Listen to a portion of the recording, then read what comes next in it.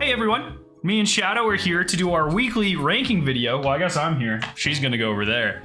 But in this week, I wanted to go back to kind of the emblem idea.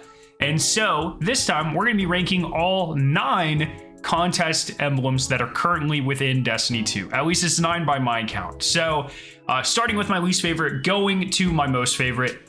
Let's jump into it. So in the number 9 slot, we have the Scourge of the Past emblem, Scourge of Nothing. Now, this one's fine, but my main problem with it is it's just like a variant of the regular raid emblem. Like, it doesn't have anything too unique except for the icon.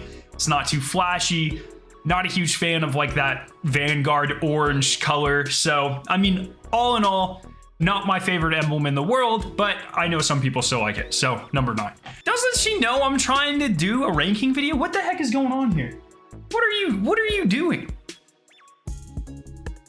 I don't know what she's doing, but what I do know is a lot of you guys aren't subscribed, and you should definitely change that because we're trying to reach 100,000 subscribers. I'm trying to do fun videos, a weekly ranking video, as well as, you know, fun end game triumph guides, title guides, things like that. So if you're interested in any of that, please consider hitting the subscribe button, and let's get back into it. Now in the number 8 slot, we have the Exotemporal emblem from the Vault of Glass. Now, all things considered, this is a really cool emblem. Like, I definitely wore this when it first came out for a little bit. It's just a really solid raid emblem. The problem is I really like when my contest emblems are not only clean and look really cool, but you can clearly tell what raid they are from. And we'll get to some great examples of that in the future.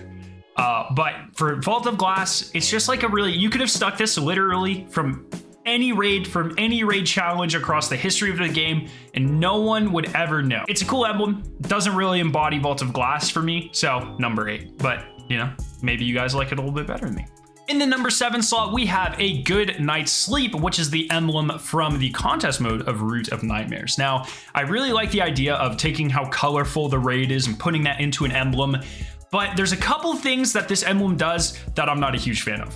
So the first, it's going to be the color scheme is kind of muddied. And so there ends up being a lot of browns in this emblem, which I'm not a huge fan of, especially because the raid doesn't really have any of that. I feel like they could have done the colorful rainbow type of scheme a little bit better and more clear and more defined, in my opinion. I also am not a huge fan of like the VHS filter they put on the emblem.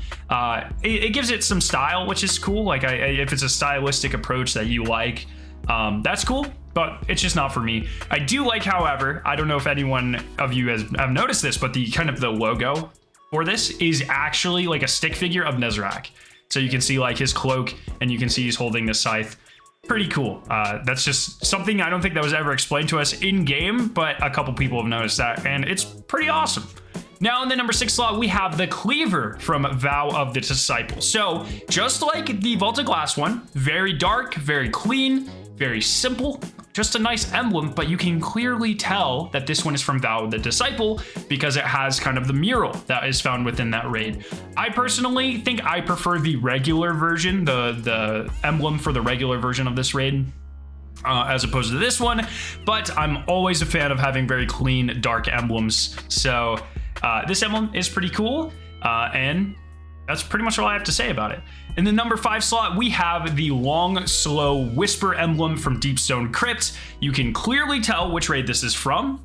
It's got a very kind of unique color. I think I mentioned a couple videos ago, purple emblems tend to be some of the more rare ones, especially nice looking purple emblems. So this one is pretty clean. I like it a lot better than the red regular version emblem that you get from this raid. A lot of people have this. That might drag it down in some cases. For some people, I tend not to let rarity affect my viewpoints of emblems too much, with one exception that we'll get to. So for the most part, I think it's just a clean emblem. It's pretty cool, and it's going to be number 5 on this list. In the number 4 slot, we have Dive into Darkness from Garden of Salvation. This is where we get into the epic emblems. So from this point on, they're all almost perfect in my opinion. So Dive into Darkness, very unique scheme where it's got kind of the techie square thing going on, very similar to a lot of Vex architecture. It's just really cool. A very awesome emblem. Unfortunately, I don't have this one. I'm very jealous of people who do. and it is just the number 4 emblem on this list. It's awesome. In the number 3 spot, we have Heavy is the Crown from Crown of Sorrow, another beautiful emblem. Bungie usually knocks Hive-themed emblems out of the park. I will say, if you don't like this one, just because we have a ton of Hive emblems in the game, I get it. You know, the brown and green color scheme has been used a lot. The Hive symbol thing in emblems has been used a lot. I kind of get it if this isn't your favorite, but for me, it is the perfect embodiment of like, oh yeah, this emblem came from that raid. These people did something really cool, and they have a really awesome end game cosmetic to show for it. I think it looks really awesome, and that's why it's in the number 3 slot. In the number 2 slot, we have the Tyrant emblem from King's Fall, pretty much the beefed up version of the Heavy is the Crown. I mean, this thing is awesome. You have the Dreadnought architecture in the background. You have the Blight. I love how the Blight gives the emblem kind of a 3D look. I feel like a lot of emblems in Destiny tend to look very 2D, very flat, not a lot of depth. But this one, it feels like there's a whole landscape and there's a lot going on in this picture. It looks awesome. I love the inclusion of all the different Hive symbols there on the emblem as well. All in all, this emblem is just beautiful, man. I love the dark contrasted with like the neon fire. Just super awesome. It's very cool emblem, number 2 spot. Now in the number 1 slot, surprising probably absolutely no one, is the Wish Ascended emblem from Last Wish. This is the one instance, I think, on this list where the rarity of the emblem really affects where I place it. Only like 11 people in the world have this now. And that alone, for an endgame player like me, for someone who strives to get all of the rare stuff in Destiny, is reason enough to be like, that is the most coveted emblem, that is the best contest mode raid emblem.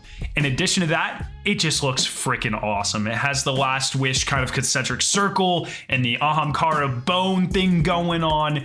Just an absolutely beautiful color scheme with the white and the blues. It looks really nice, very clean. It was a great first contest emblem, and like I said, the rarity alone is enough to just be in awe.